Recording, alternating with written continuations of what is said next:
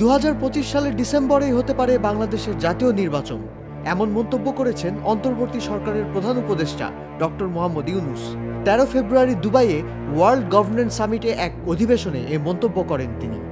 সিএনএনের সাংবাদিক বেকি অ্যান্ডারসনের প্রশ্নের জবাবে ডক্টর ইউনূস বলেন, আমরা 15টি খাতের জন্য সংস্কার কমিশন গঠন করেছি। আইন শৃঙ্খলা, পুলিশ, সংবিধান, নির্বাচন সহ অন্যান্য সংস্কার কমিশনগুলো প্রতিবেদন তৈরি করেছে, বিভিন্ন সুপারিশ করছে। এখন আমরা যেটা করব সেটা হলো ঐক্যমত গঠন।